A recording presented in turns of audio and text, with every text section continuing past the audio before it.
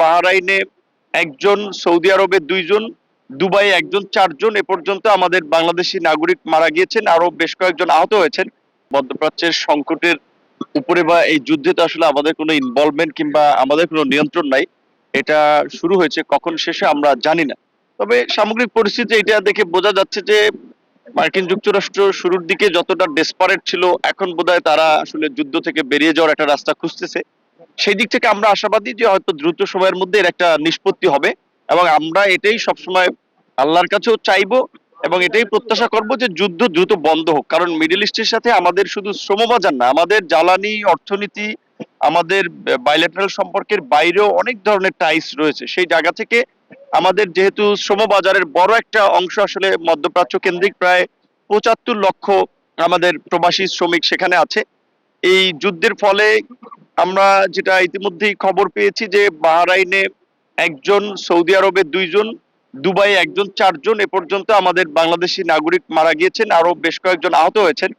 সমস্ত জায়গাগুলোতে আমাদের রাষ্ট্রদূতরা বোধহয় প্রথমবারের মতো এইভাবে বাংলাদেশি রাষ্ট্রদূতরা বিদেশে তার নাগরিকরা এইভাবে আহত হলে কিংবা সংঘর্ষে ফলে এরকম একটা পরিস্থিতির মধ্যে পড়েছে এবং রাষ্ট্রদূতরা সশরীরে গিয়ে খোঁজ খবর নিয়েছেন। এইটা আমাদের মাননীয় প্রধানমন্ত্রীর দিক নির্দেশনা এবং সমন্বয়, প্রবাসী কল্যাণ ও বৈদেশিক কর্মসংস্থান মন্ত্রণালয় এবং পররাষ্ট্র মন্ত্রণালয়ের যৌথ উদ্যোগে, পর্যবেক্ষণে, তদারকিতে এই কাজগুলো হচ্ছে যে এই 4 জনের মধ্যে একজনের মৃতদেহ এসেছে এবং একজনের মৃতদেহ আসলে এতটা আপনার ছিন্ন বিচ্ছিন্ন হয়ে গিয়েছে, সেটা লাশের অস্তিত্ব ভাবে বোঝা যায় না। সেই বিষয়টা কিভাবে আমরা সুরাহা করব সেটা দুই দেশের আপনার আলাপ আলোচনার মধ্যে দিয়ে একটা সিদ্ধান্ত হবে, আর বাকি 2 জনের লাশ আনার প্রক্রিয়া চলছে।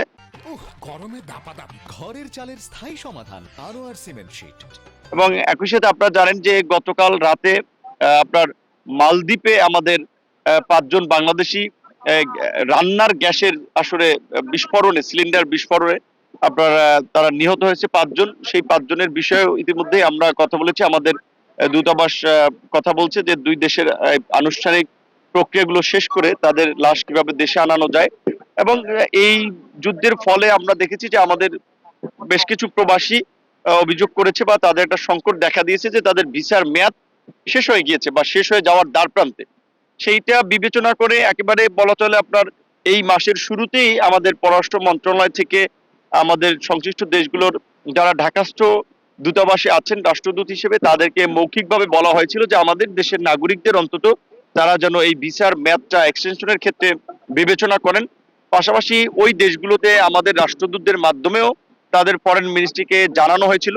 শুরুর দিকে কাতার 1 মাসের মেয়াদ এক্সটেন্ড করেছিল। আমরা ইতিমধ্যে যে আপডেট পেয়েছি, কাতার, বাহরাইন এবং কুয়েত এবং 4টি দেশ মূলত আপনার তারা 31 মার্চ পর্যন্ত, 1 মাস বলতে 31 মাস পর্যন্ত তাদের দেশে যারা যাওয়ার, যারা যেতে পারে নাই, ভিসার মেয়াদ বর্ধিত করেছে। কিন্তু এখানে একটা বিষয় সবার আসলে মনে রাখতে হবে, মানে ভিসার মেয়াদটা অটো রিনিউয়াল হবে না, তাদেরকে আবেদন করতে হবে। তারা যেই দেশগুলো থেকে এসেছেন কিংবা যেই দেশে যাবেন ওই সমস্ত দেশের তাদের প্রতিষ্ঠানগুলো, সেটা কফিল কিংবা বিভিন্ন প্রতিষ্ঠান, তাদের মাধ্যমে আবেদন করতে হবে, অথবা আমাদের প্রবাসী কল্যাণ ও বৈদেশিক কর্মসংস্থান মন্ত্রণালয়ের মাধ্যমে তারা যদি যোগাযোগ করে দেন আমরা তাদের এই আবেদনটা পৌঁছে দিলে কেবলমাত্র তারাই এই সুযোগটা পাবেন। যারা আবেদন করবেন তারা আবেদন না করলে কিন্তু 31শে মার্চ পর্যন্ত এই 4টা দেশের এই ভিসা মেয়াদের সুযোগটা তারা পাবেন না। নিরাপত্তা নিশ্চিতে ধরেন বা এই যেই দেশগুলোতে কিছু কিছু ঘটনা ঘটছে, এই দেশগুলোর সাথে কিন্তু ইরান সরাসরি যুদ্ধে জড়াচ্ছে না। ওই সমস্ত দেশের ইউএস বেস টার্গেট করে কিছু আক্রমণ হচ্ছে। আমাদের নাগরিকদেরকে আমরা শুরু থেকেই পরামর্শ দিয়ে আসছিলাম যে যে সমস্ত জায়গায় ইউএস মিলিটারি বেস আছে সেগুলো থেকে তারা একটু দূরে সরে যাওয়া এবং সংঘাতপূর্ণ অঞ্চলগুলো যতটা সম্ভব এড়িয়ে চলা এবং তাদের জায়গা থেকেও সচেতন থাকা। এর বাইরে তো আসলে এই মুহূর্তে আমাদের খুব বেশি কিছু করণীয় নাই। এবং ওই দেশগুলো তাদের নাগরিকদেরকে, বিদেশি নাগরিকদেরকে সুরক্ষার নানা পদক্ষেপ নিয়েছে, যার ফলেই কিন্তু তুলনামূলকভাবে সহিংসতা বা মৃত্যুর সংখ্যাটা কম হয়েছে। ওই দেশগুলো কিছু পদক্ষেপ নিচ্ছে এবং মূলত ইরানের টার্গেট ইউএস মিলিটারি বেস, সাধারণ কোনো নাগরিকদের এলাকা বা বসবাসের এলাকা না। ওইভাবে হয়তো না, কিন্তু স্বাভাবিকভাবে এরকম একটা যুদ্ধ পরিস্থিতি শুরু হলে যেখানে আমাদের অর্থনীতিতে মিডল ইস্টে একটা বড় ভূমিকা আছে, সেখানে কিছুটা প্রভাব পড়বে। কিন্তু আমাদের পাশাপাশি সেম টাইমে যেহেতু আমাদের মালয়েশিয়া, থাইল্যান্ড, জাপান সহ আরো বেশ কিছু দেশে, কোরিয়াতে সুযোগ তৈরি হয়েছে, তো আমার মনে হয় যে আমাদের যে প্রবাসী কল্যাণ ও বৈদেশিক কর্মসংস্থান মন্ত্রণালয় রিলেটেড যে রেমিটেন্সটা আসতো মিডল ইস্টের যুদ্ধের ফলে কিছুটা প্রভাব পড়লে সেটা আমরা ব্যাকআপ দিতে পারবো এই আপনার থাইল্যান্ড, জাপান, আপনার কম্বোডিয়া, এরকম কয়েকটি দেশ আবার ওপেন হওয়ার সুযোগ তৈরি হয়েছে।